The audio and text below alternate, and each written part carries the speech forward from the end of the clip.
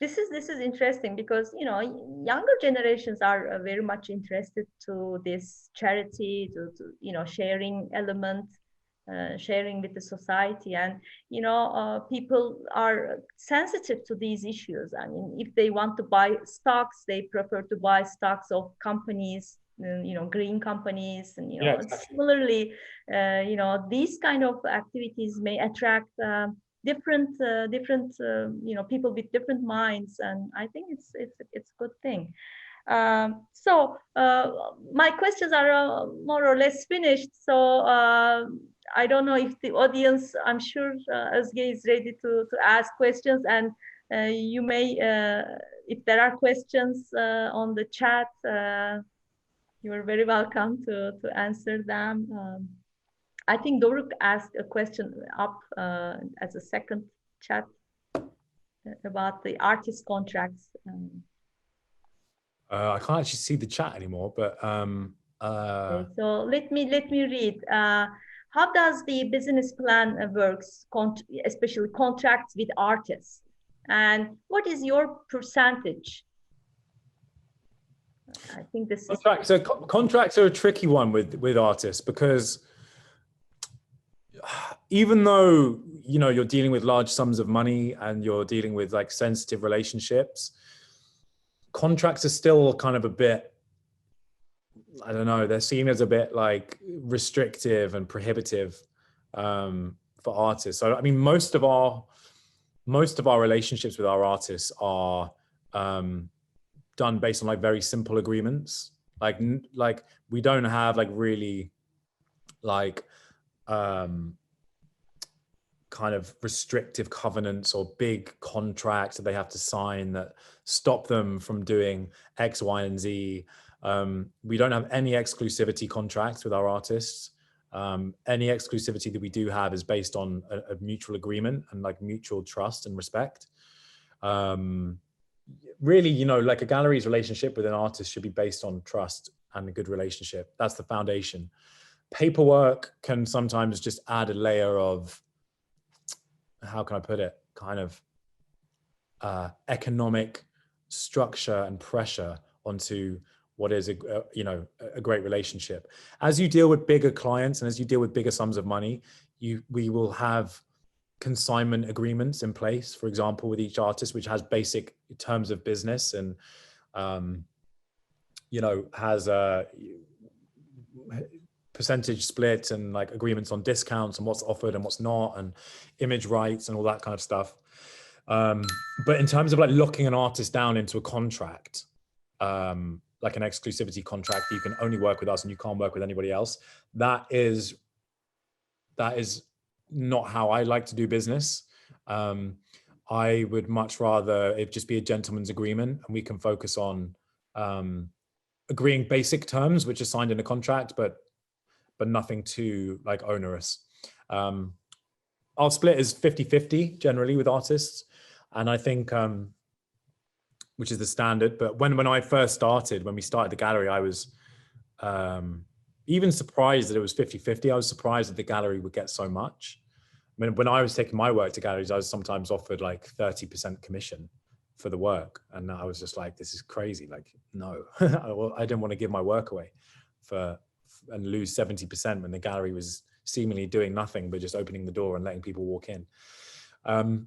But then you realize like galleries that work for their 50%, that 50% is so worth it, because as we've spoken about over the last hour, like the infrastructure that they provide, the work that they put in, the staff, the locations, everything is massively valuable. And yeah, so it's generally 50-50, which is the standard with most artists. When you decided to grow to have a place at My Fair, is it your place or you're renting this place? It's on a full lease. So we have a 15-year lease. And I'm sure we'll continue that afterwards. We decided to come to Mayfair because being in Soho was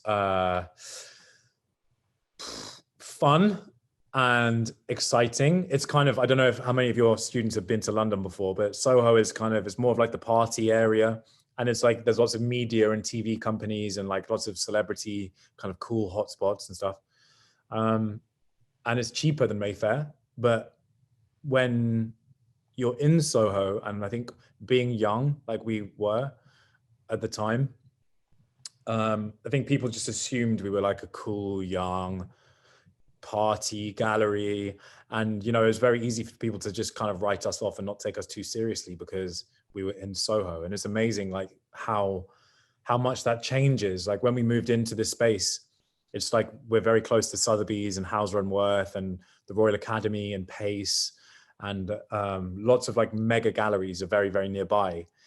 We have a very big, I'll show you around in a second, but we have a big prominent space. And people really, at that point, even though most people knew about us, I think until we moved to Mayfair, no one, or at least a broad swathe of the industry, didn't take us necessarily seriously. And when we moved in here, people were like, oh, okay, these guys mean business. So it was as much a necessity because we got kicked out of our old space because it was a pop-up. But also it was a space that was big enough for us to be able to stage serious exhibitions and important exhibitions. And the positioning of being in Mayfair was just such a big step for people to take the gallery more seriously.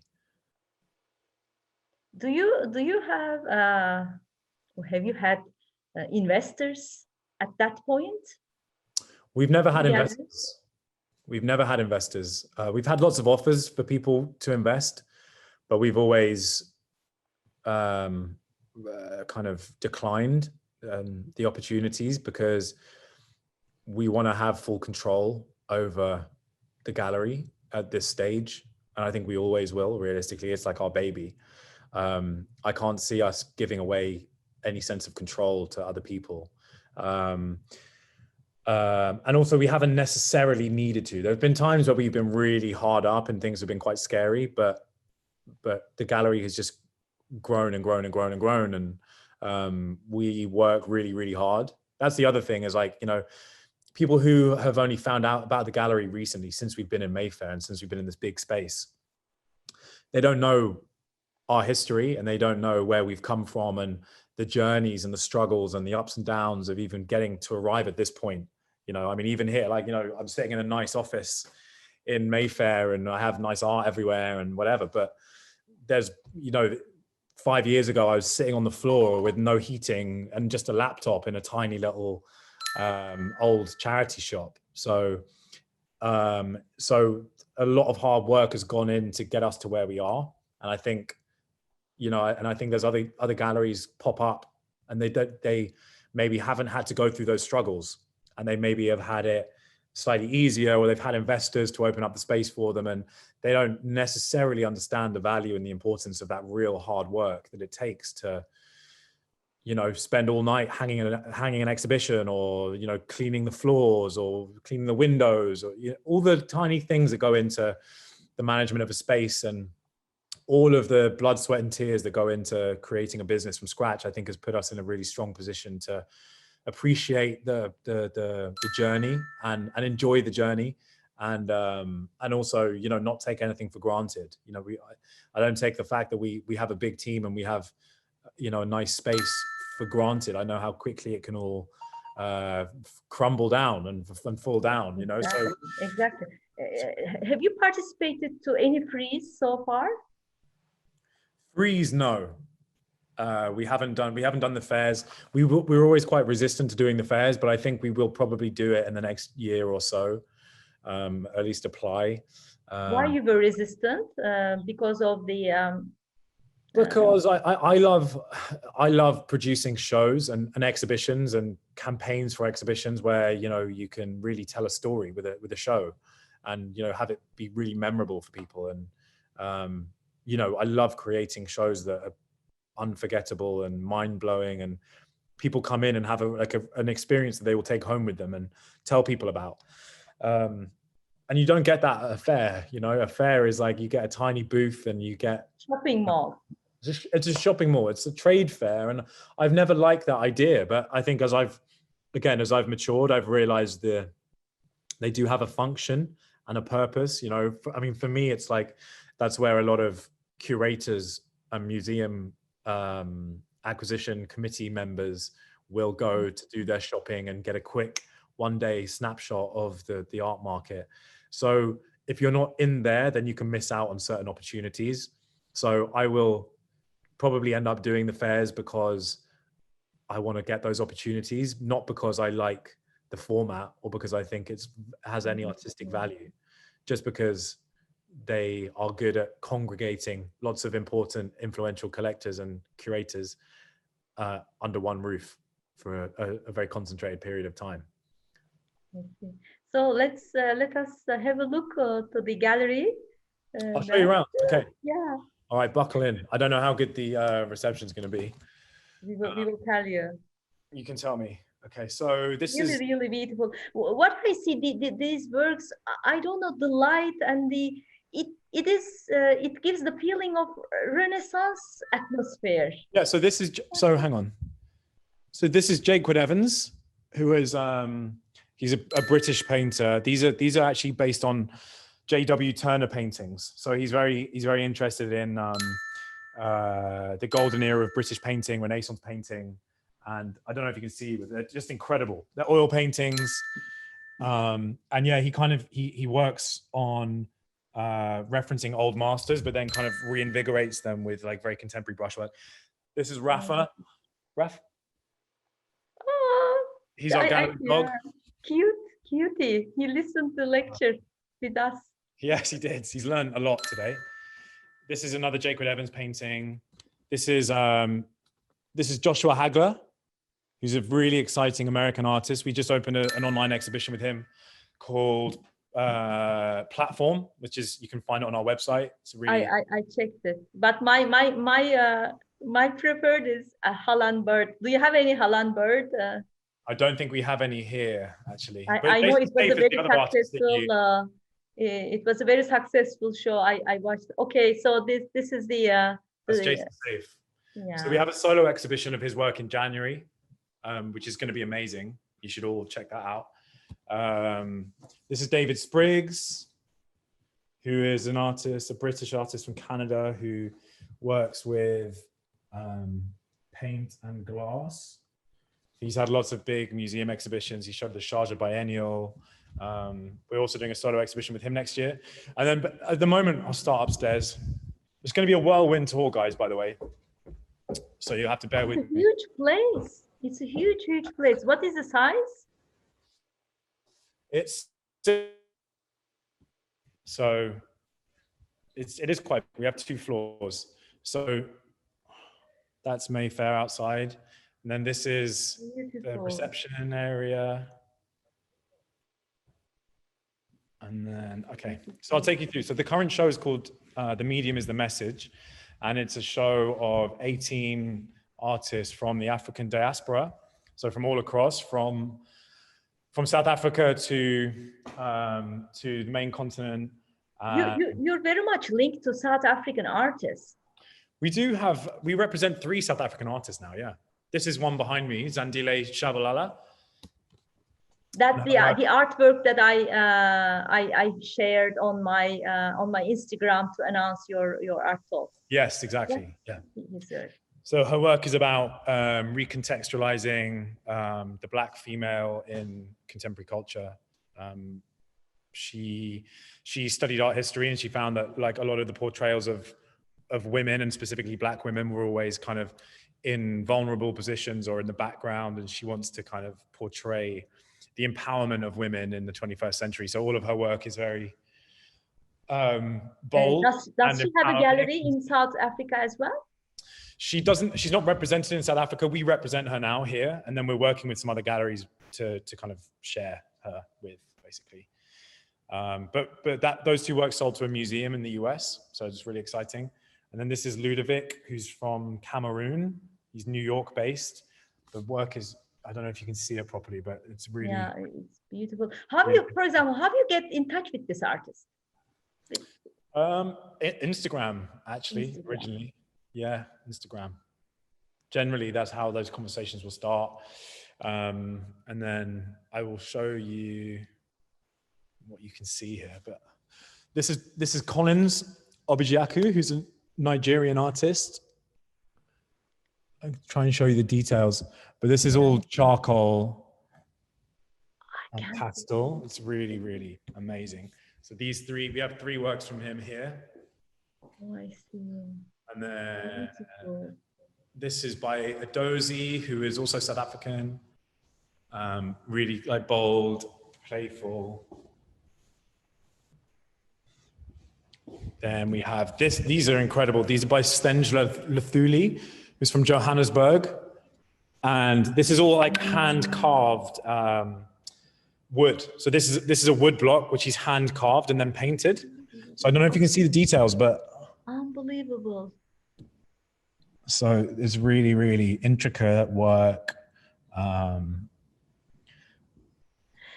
So do you think African art is really on the rise? It will be the record prices of next destiny. What do you think about that? I think so. Well, I mean, there's certain artists who are already. I know, you know, there are like certain like superstar African artists who have grown very quickly, but then there are also lots who aren't that you know, there's a lot of hype in the market at the moment around African artists, but there are I'd say the ones that are in this show are the ones that are doing really well and really exciting. This is John Madu. Lots of contrasting colors. And this is an artist called Wonderbule Mbambo. I loved it. I think I know. Also, these were sold to a museum in the US, and then this one went to a very important collection in the US. They have over 300 works of African artists. They're really strong. And this is amazing too. This has got, this is by Ludovic, and it's oil and sand. I don't know if you can see where there's sand, which is put in the background.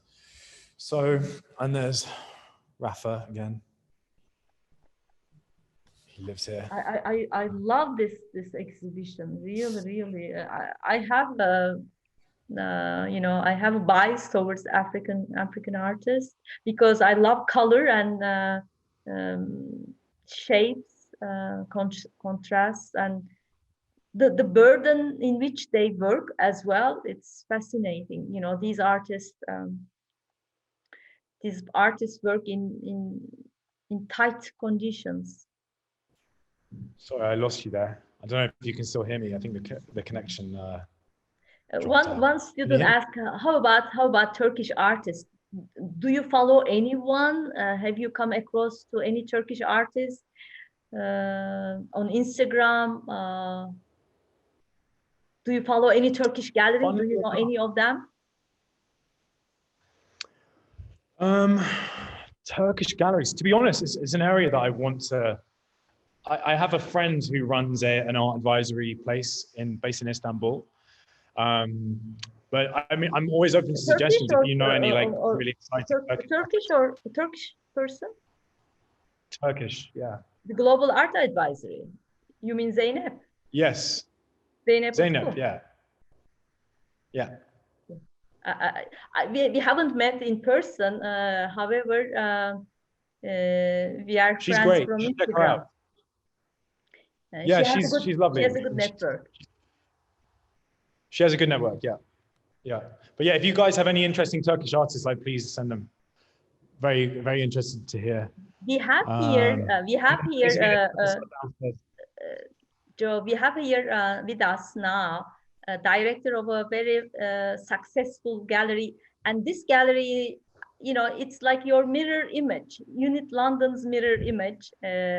Mixer Gallery. I will introduce this gallery to you. It is really, their story is kind of similar. They started like an underground gallery, and they are doing really very exciting stuff there. So maybe she may ask questions. Hi, Joe. I'll just say hi from here. At least you see my face, but I'll get in touch with you after this conversation. Actually, I follow Unit London for a long time, and I really feel like we are doing similar stuff. Like we have mixer editions, which is like unit drops, and we collaborate with a gallery in London, Jealous Gallery, with Prince Studios in other countries. So Great. I really see some great connections that we can collaborate. So it was great to hear you, and thanks, Eileen, for inviting me as well to this lecture. Fantastic. Lovely to meet you. I know Dario and the guys at Jealous very well as well. They're really good guys. Yeah, yeah. Cool. And it's great to work with them. Yeah, and I love your editions part as well. Your selection. Oh yeah, look forward to connecting with you. Yeah. Okay, I'll write an email to you after. Cool. Great. Okay, well, I mean, listen, it's been great. Thank you for letting me take a break in the middle. Yeah, it's fun. We are a cool group. Have you ever been invited to an economics course? I've done some at Sotheby's. I think that's it. Maybe a few others, but no, this is definitely the coolest group.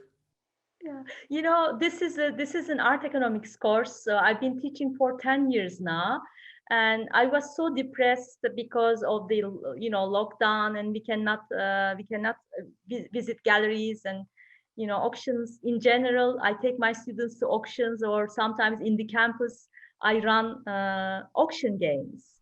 We simulate an auction 2 days before in class, and we try to estimate the actual prices in class. This is a great exercise, but we couldn't do all these things. And I said, okay, what is the alternative? And I decided to use my contacts and Instagram. Thanks to Instagram, I'm doing that. And that's great. We will have in 2 weeks. We will have another guest from London. I'm sure you know him, Claude Reich. Yes, I do. He will be with us in 2 Great. weeks. In 2 weeks from now, and next week, Stephanie Manessa will be with us. Stephania, she is the director of the Access Art Fair. She's doing an interesting work as well. And on the coming weeks, if I can manage, we will have Jerry with us too. Jerry Saltz. Oh, amazing. Amazing. Yes. So well, I felt like you have a great program and a great lineup, and I think all of those people, I mean, they're very good, like diverse mix of different perspectives. Yeah. So last week we had Stefan Simkovitz with us. I'd like to create controversial. That's good, and a lot of yes. he's a great voice, and he's a great supporter of artists. Exactly. I thank you very much, Joe. Wonderful to talk to you, and from now onwards, we become friends, and keep in touch and stay with art. For sure. Thank you for having me, and whenever you're next in London, please come and visit and say hello. Love to show you guys around, and you can obviously follow the gallery on Instagram and on the website. Probably the group of 2 students will meet you with this Turkish gallery, part of their homework. So they will contact you in the coming days, I guess. Sounds great. Yeah. Okay. So thank you. Thank you guys. to all of you, and thank you, Joe. Good luck with lockdown, and thank you. I hope you're surrounded with art. So as long as art is with us, I can't complain. Okay. It's all good. Exactly. Take care. Thank you very much for all my participants. I end the recording here.